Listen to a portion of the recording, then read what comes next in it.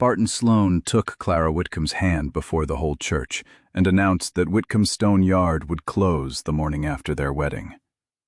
The minister had not yet finished asking whether anyone wished to speak. Barton answered a question no one had asked.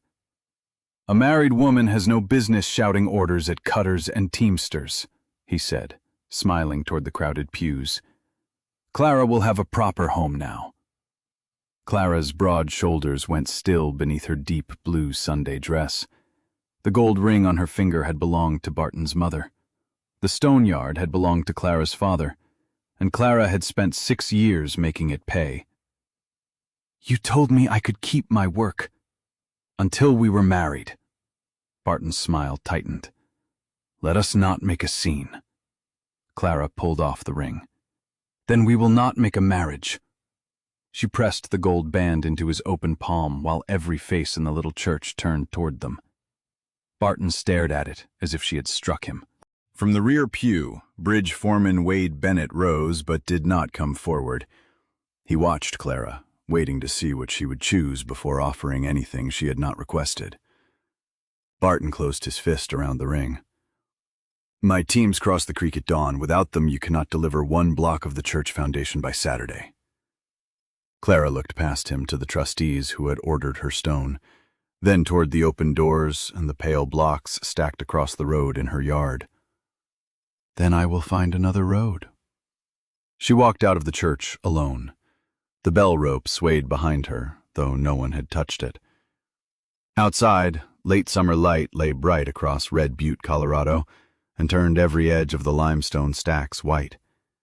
Clara crossed the road with her chin high until the church doors shut. Only then did she let herself lean against the gatepost. Her fingers felt naked. Her chest felt worse.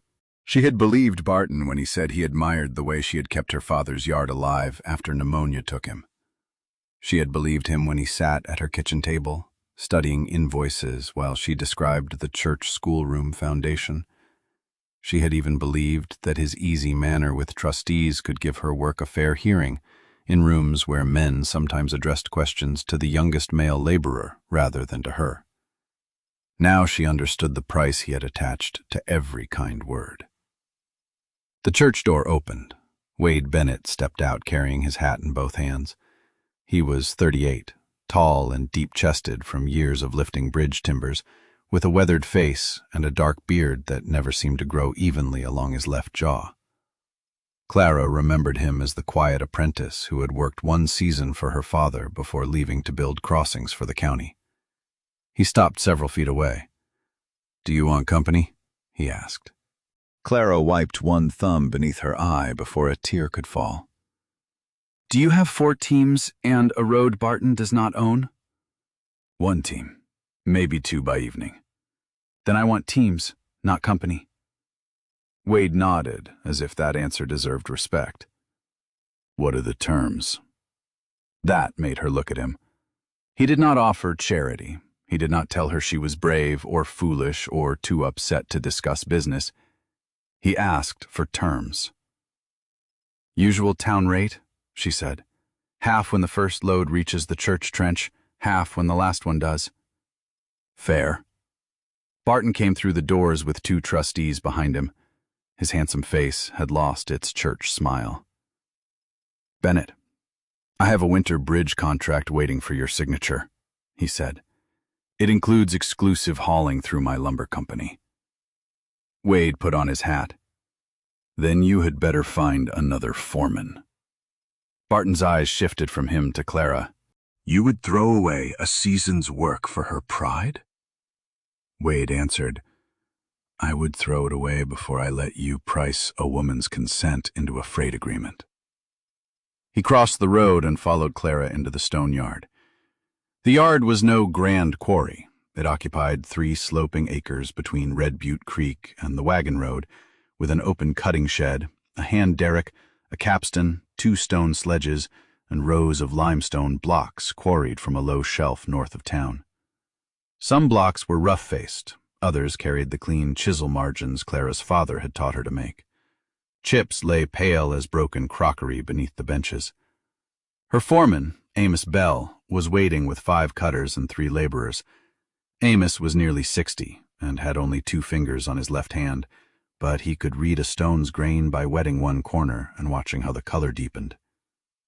"Mrs. Pritchard's boy heard something at the church," he said. "It is Miss Whitcomb," Clara replied. "It will remain Miss Whitcomb." No one laughed. No one looked away. She walked to the job board. 48 dressed foundation blocks were due at the church by sundown Saturday. The deposit had paid wages and quarry fees. Final payment would cover the banknote due Monday and leave enough for winter lime and new steel points. Without Barton's teams, the numbers no longer worked. Clara lifted a piece of chalk. "We finished dressing the south road today. Amos, check every bed before it leaves the shed. Tom and Peter, move the rubble pile nearer the creek. Wade, show me the wagon you brought." One of the younger cutters shifted his boots. "Barton says the trustees will cancel once they see you have no husband's guarantee." Clara faced him. She was a full-figured woman with strong arms, a broad waist, and hips that made men underestimate how quickly she could cross a crowded work floor. She reached him before he finished looking ashamed. "Whose hands cut those blocks?" she asked. "Ours." "Whose measurements are on the order?" "Yours." "Then Barton's guarantee is wind. Our work is stone." The cutter gave one short nod and returned to his bench. Wade's wagon stood near the gate, heavy-axled and narrow enough for bridge approaches. His team of bays watched Clara with mild suspicion. She crouched beside the rear wheel, checked the iron tire, then examined the bolster and reach. "You reinforced this after the Elk River job." "The old reach split under 6,000 pounds. "And you remembered before it killed anyone." "Pain improves a man's memory." The corner of her mouth moved. It was not quite a smile, but Wade noticed. They loaded the first block before noon. Clara directed the derrick crew with hand signals, keeping every man clear of the suspended stone. Wade obeyed her signals without adding his own. When the block settled onto the timber skids, he checked the chains, then handed the final decision back with a glance. "Take it," Clara said. The wagon rolled across the road toward the church trench. By 1 o'clock, the first block sat where Clara had marked it. That should have been the easy victory. Instead, she found water shining at the bottom of the trench. Reverend Hollis crouched beside it, troubled. 2 trustees stood behind him. Barton had gone, but the smell of fresh-cut pine from his lumber lot drifted across the road. Clara climbed down and pushed the heel of her boot into the soil. Mud welled around it. She followed the damp line toward an old wooden flume that carried washwater behind the church kitchen. One plank had bowed outward, sending a steady leak beneath the new foundation site. "You cannot set on this," she said. Trustee Ezra Cobb folded his arms. "Sloan says timber sills will bridge it. For a year, perhaps 2. Then the water will keep what the church paid for." "Can you prove that by Saturday?" Clara looked from the trench to the stone yard, then down the slope toward the creek. The ground told her the water had been moving for months. "I can drain it by Saturday," she said. "But I need the rubble pile, 2 more wagons, and permission to cut a channel beyond the church fence." Cobb shook his head. "The board approved foundation stone, not another of your notions." Wade stood at the trench edge. "Her notion is why your schoolroom may still be standing when those children are grown." Clara raised a hand before he could continue. "Mr. Cobb asked me." Then she looked up at the trustee. "If my drain fails, you owe me nothing beyond the deposit already spent. If it holds and the first course is level by Saturday, the church pays the contract in full and signs directly with Whitcomb Stoneyard." Cobb glanced toward the church door, where several women had gathered to watch. "No husband's guarantee?" he asked. "No husband." Reverend Hollis cleared his throat. "Put the terms in the church book. I will witness them."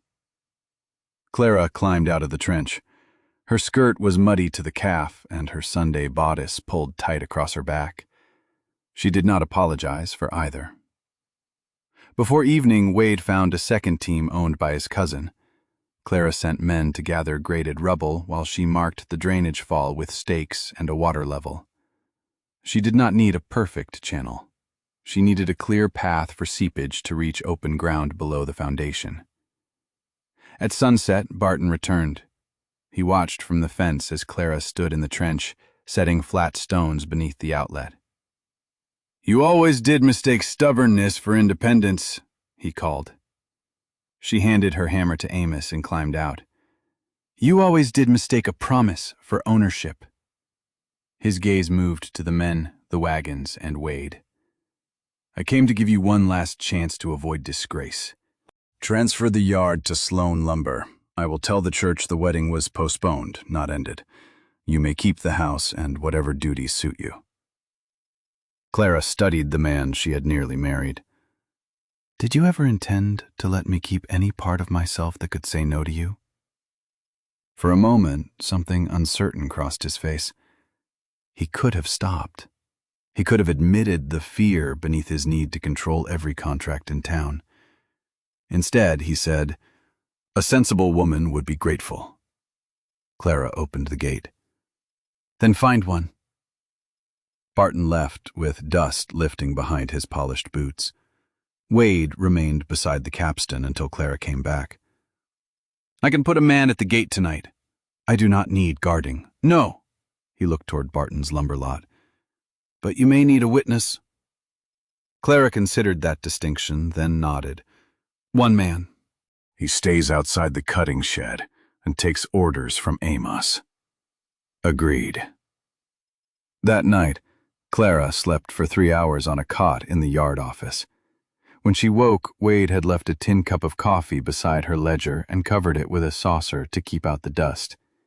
He was asleep against the wall outside, hat over his eyes, boots still on. She drank the coffee cold. By Thursday morning, the church trench had begun to dry. Clara's rubble drain carried a thin ribbon of clear water below the fence. The first 6 blocks sat on firm bedding, each joint tight enough that Amos could not push a knife blade through it. The work drew spectators. Some came to admire. Others came because Barton had told them a broken engagement had made Clara reckless. Clara gave them no speech. She checked levels, corrected a laborer who had laid a block across its natural bed, and sent a cracked piece back to the yard for a stepstone. Every block placed correctly was an answer no gossip could improve. Near noon, Pearl Atkins, the church treasurer, appeared at the yard office. She was a narrow woman with gray hair pinned so tightly that it seemed to pull her eyebrows upward.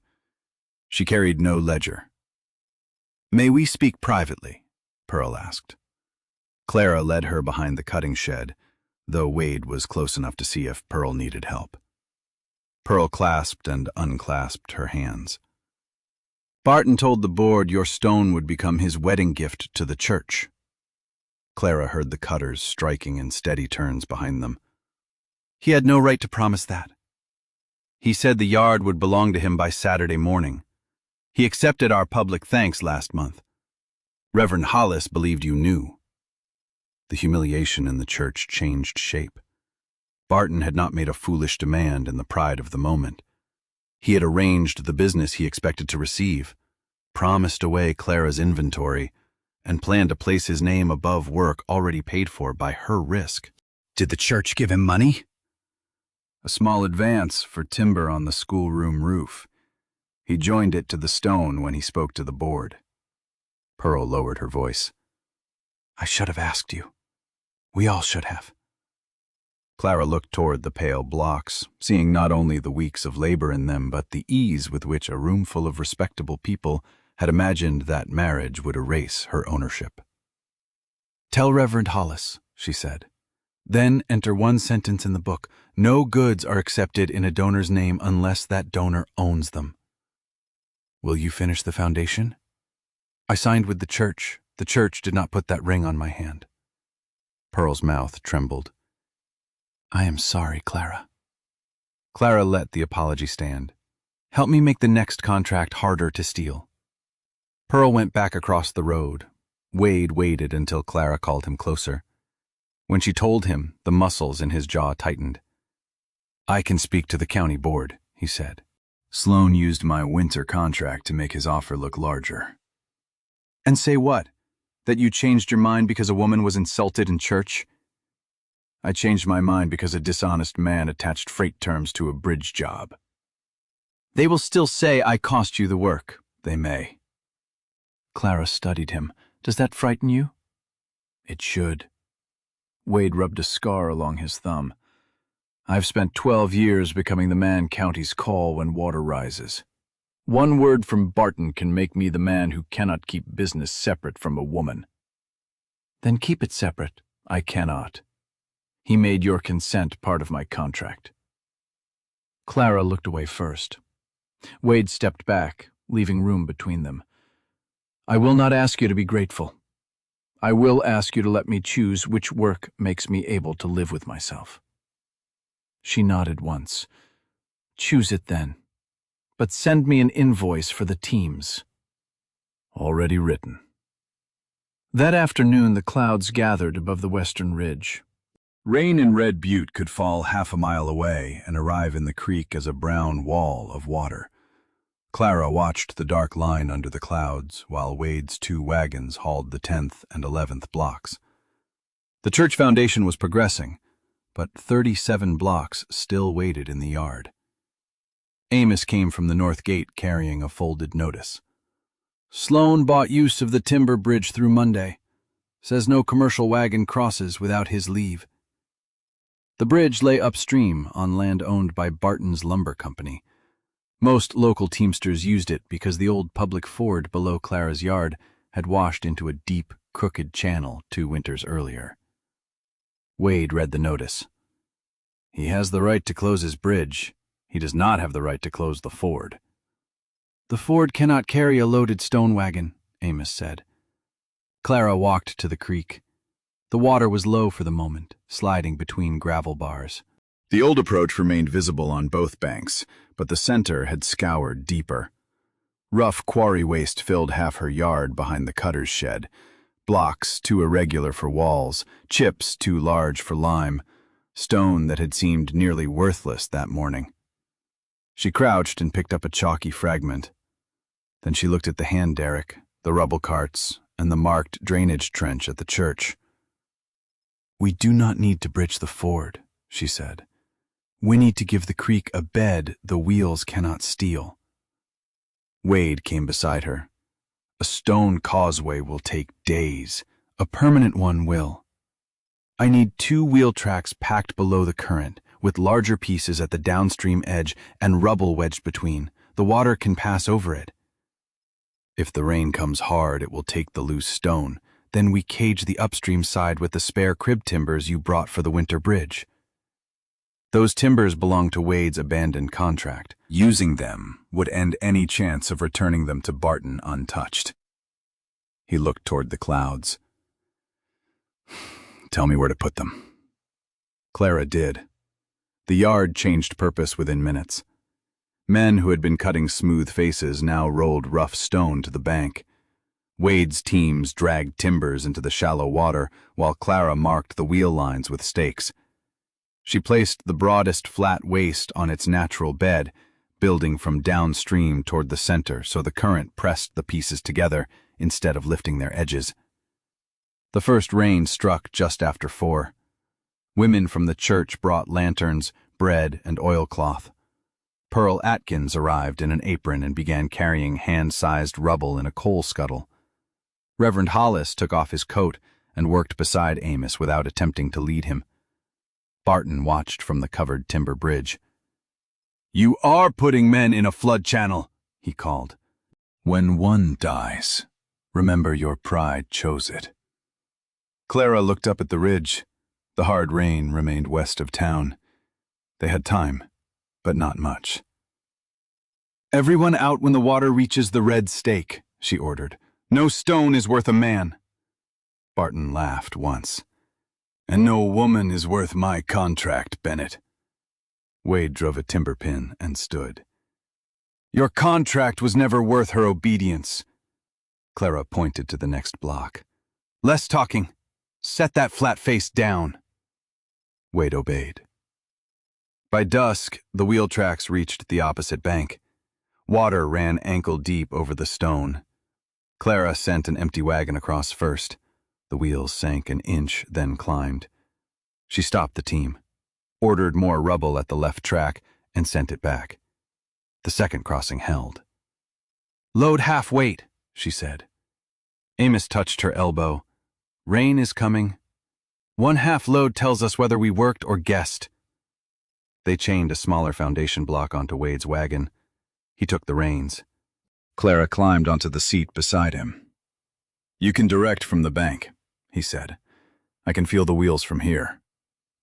The team entered the ford. Water folded around the horse's knees. Clara kept one hand on the sideboard, reading each jolt through her palm. Halfway across, the right rear wheel dropped. Stop. Wade stopped at once. Clara looked over the side. The wheel had shifted a wedge stone, but had not broken through the bed. Back 6 inches, then left. The horses strained. The wheel rose and found the track. On the far bank, the churchwomen cheered. Clara did not. She turned and pointed to the place that had moved.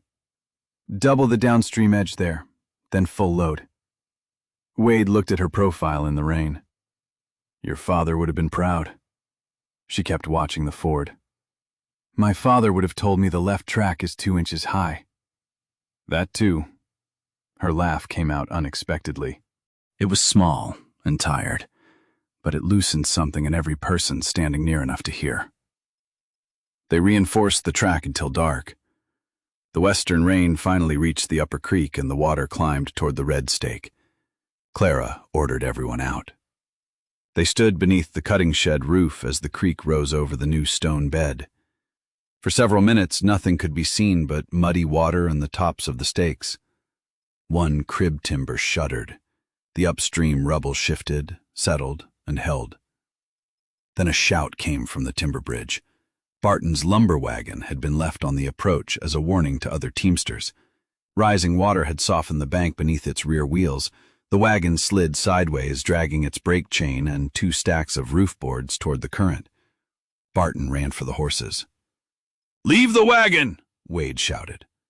Barton caught one bridle. The frightened team pulled him off his feet. Clara seized the coil of tagline hanging beside the derrick. Wade, take the far end. Amos, clear the bank. Pearl, lead everyone inside the shed. She looped the line around the gate post, paying it out as Wade moved toward the bridge approach. He reached Barton from solid ground, caught the back of his coat and hauled him away from the horses. The wagon tipped. Roof boards scattered into the creek. One board struck the crib timbers, bounced, and swept downstream. The stone bed remained. Barton lay in the mud, breathing hard. Wade offered a hand. After a long moment, Barton took it. Clara came close enough to be heard over the water. Your horse is going to my shed. You can follow them or walk home. He stared at her. After what I did, they did nothing. The answer cut deeper than anger. Barton led the shaking team under cover. He did not thank her, and Clara did not need him to. At first light Friday, the creek had fallen 6 inches. The causeway showed beneath the water, scarred but intact. Clara walked it on foot, probing both tracks with an iron bar. 2 places needed new wedges. One upstream timber had loosened. By 7, Wade drove a fully loaded wagon across. This time, the wheels did not sink. Word traveled faster than the wagons. By midday, ranchers, shopkeepers, and families lined the road to watch dressed foundation stone roll over a crossing built from the yard's discarded pieces. Clara disliked the crowd until she saw 3 teamsters waiting near the gate. The oldest removed his hat. Sloan paid us through Monday. We will return his money for today if you can meet our regular rate. Clara did not ask whether they had come from pity or pressure. You will be paid by the load, same as Wade. Amos records every crossing. Yes, ma'am. 4 wagons began moving between yard and church. The foundation rose 1 course at a time. Clara's drain continued running. Wade shifted between teams and rigging, but whenever a stone reached the trench, he waited for her signal.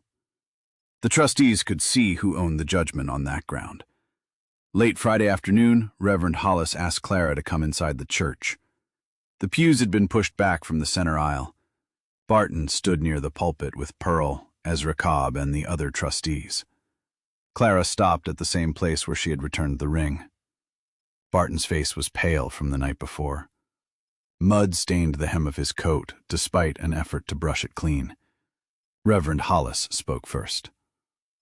"Mr. Sloan has admitted that he promised the church your stone without your authority. The board has canceled the combined supply arrangement. He will return the timber advance by the end of the month." Barton looked at Clara. "You have made your point." "A point is for marking stone," she said. "What I made was a boundary." Pearl opened the church book. "The board has entered a new rule. Every supplier signs in the name of the person or company that owns the goods. Marriage will not substitute for authority." Ezra Cobb cleared his throat. "The bank's Mr. Vale attended the crossing this morning. The church is prepared to certify the work completed so far, and he has agreed to wait until final inspection Monday before acting on your note." Clara did not thank them too quickly. "The contract says payment at completion." "It does?" "Then inspect it Saturday at sundown. If it is level and the drain runs, pay Whitcomb Stone Yard." Ezra's ears reddened. "That is what we intend." Wade remained near the church doors. Clara could feel his attention steady and undemanding. Barton opened his hand. His mother's ring lay on his palm. "Keep it," he said. "Sell it if you must."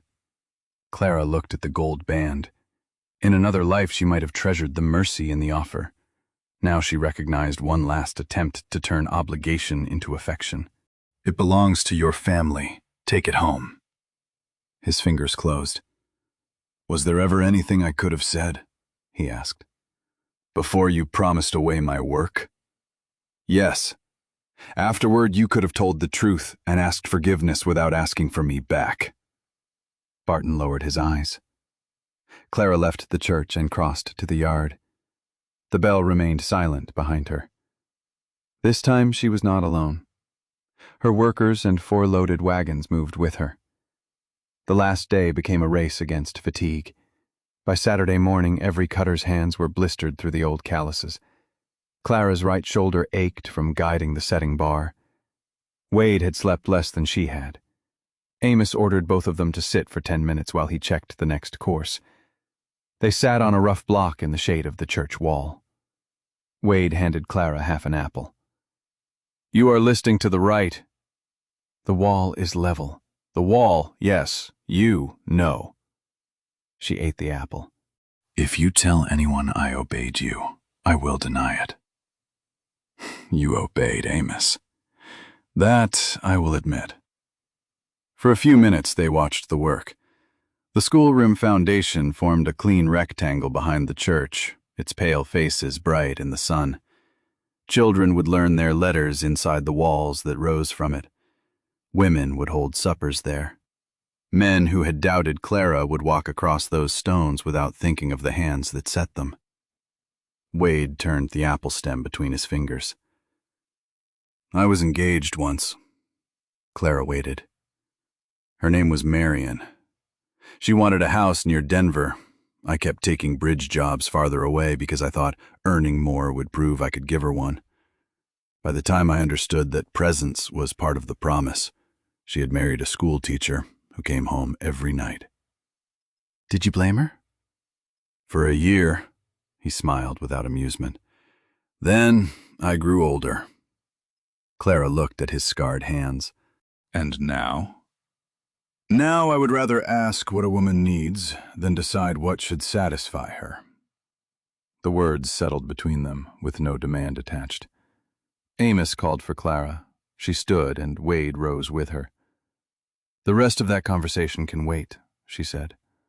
"I hoped it might." At noon, the drain slowed. Clara knelt at the outlet and found a clot of leaves and mud lodged behind the flat stones. The easy choice was to clear it and continue. Instead, she studied the flow. The last night's flood had brought more silt than the original channel could carry. If they closed the foundation above it, the drainage would fail during the next heavy rain. 30 people waited. 6 blocks remained. Sundown approached. Clara stood. "We lift the outlet course." Ezra Cobb stared at her. "That will cost 2 hours. It may cost 3. The contract deadline is sundown. Then you may cancel now. The wall looks sound. It must be sound where you cannot see it." The crowd quieted. Clara could have hidden the weakness long enough to be paid. Barton might have done exactly that. The thought decided her. "Set the derrick," she ordered. Wade did not ask whether she was certain. He sent men to the capstan, while Clara marked the 2 stones to be lifted. Underneath, she widened the outlet and added a second layer of graded rubble, larger stone below and smaller pieces above. She reset the flat capstones with enough fall to carry muddy water out. When they released the backed-up flow, it ran fast and brown through the channel, then cleared. The sun touched the roofline. 4 blocks remained. The crews moved without wasted motion. Amos checked beds, Clara set lines. Wade controlled the teams and kept the setting area clear. Pearl held a lantern ready, though daylight had not yet gone. Reverend Hollis sent the children away from the trench. The 3rd block settled as the sun reached the ridge. The last block waited on the wagon. Its front edge caught beneath a skid and tilted. The chain tightened at an angle. "Hold!" Clara shouted. Every man froze. The block weighed more than a team of horses. If the chain slipped, it could crush a leg or shatter against the trench. Wade reached for the secondary line. "Do not pull," Clara said. "You will turn it across the grain." He stopped. She examined the load. The skid beneath the low edge had split. A direct lift would drag the stone sideways. She ordered 2 crib blocks under the high side, then had the men slacken the chain 1 link at a time. When the weight settled on the cribbing, she drove a greased timber shoe beneath the trapped edge. "Take the strain slowly." The capstan creaked. The chain straightened. The stone rose level. Clara walked beside it, one hand raised, watching the balance rather than the crowd. When it hovered over the foundation, she turned her palm downward. The block descended. It touched the mortar bed before the last rim of sun disappeared. Amos checked the line. Pearl checked the church clock. Ezra Cobb stared at the drainage outlet, still running clear. "The foundation is complete," Clara said. For one breath, no one moved. Then Reverend Hollis began to clap. The churchwomen joined him.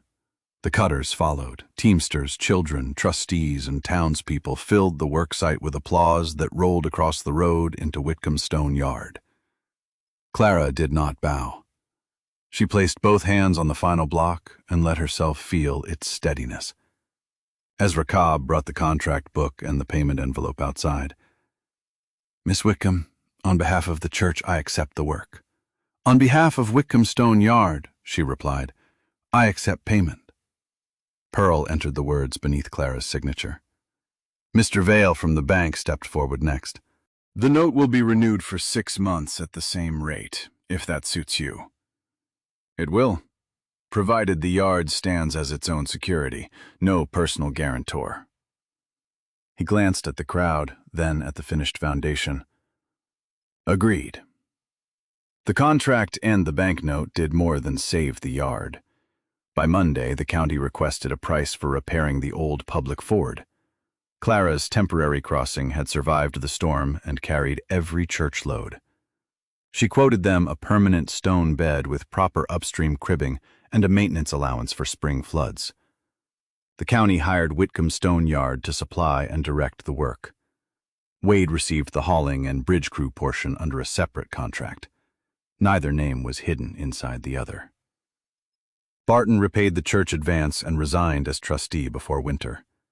He kept his lumber business, though he no longer controlled every team that crossed Red Butte Creek. Clara wished him neither ruin nor return. Wade courted her slowly. He came to supper when invited. He sent invoices on time. When he disagreed with a stone estimate, he brought his figures and listened to hers. Once he repaired the office steps without asking, and Clara made him remove the top board and set it again because he had used green pine. He never repeated that mistake. In spring, the new church schoolroom opened. Its foundation remained dry through the thaw. After the dedication, Wade walked with Clara across the road to the yard, where cutters' hammers rang beneath the open shed. He stopped beside the first block she had refused to surrender. "I brought something." Clara glanced at his hands. "If it is another bad board, I will charge you for my time." He laughed, then opened a small leather box. The ring inside was plain gold, made without a raised stone that might catch during work. Wade did not take it out. "Clara Whitcomb, may I ask you to marry me without asking you to become less than you are?" She looked past him at her yard, the derrick turning, the pale stacks warming in the sun, Amos correcting a young cutter, and 2 wagons waiting for her signal. "Would you ever ask me to close it?" "I might ask which wall you want me to help raise." Clara let him wait long enough to understand that waiting was part of the answer. Then she took the ring from the box herself. "You may help with the walls," she said. "The yard remains mine." Wade's eyes brightened. "And I remain yours only if you choose me." "I do." She slipped the ring onto her finger. It fit. Across the road, the church bell began to ring for the schoolroom supper. Clara closed the yard for the evening because she chose to, locked the gate with her own key, and walked beside Wade toward the sound.